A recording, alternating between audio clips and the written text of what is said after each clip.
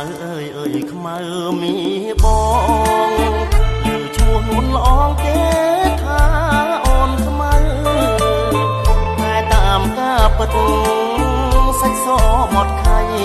តែម្ដាយស្រីថ្លៃហើយខ្មៅពីតូចឆ្នាំថ្មីខ្មៅពេញក្រមុំរូបល្អសែនសមគ្មានស្រីណាដូចខ្មៅជាស្រីខ្មែរគ្រប់លក្ខសំស្លូនប្រាជ្ញាក៏ឆ្លាតស្ដាប់ពីម៉ែអើថ្ងៃនេះបុណ្យចូលឆ្នាំថ្មី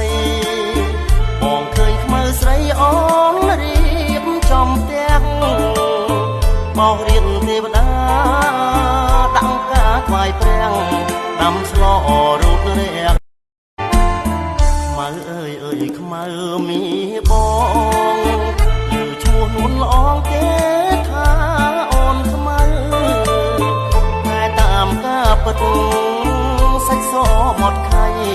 តែម្ដាយស្រីថ្លៃហើយខ្មៅពីតូច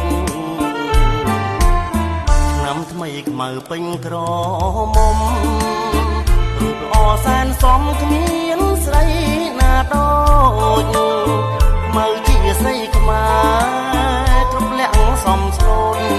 ប្រាជ្ញាក៏ឆ្លាតស្ដាប់ពីម៉ែអើថ្ងៃនេះបុណ្យចូលឆ្នាំថ្មីបងឃើញខ្មៅស្រីអូនរៀបចំផ្ទះបោករៀនទេវតាដាក់ការថ្វាយព្រះដាំស្លរូតរះ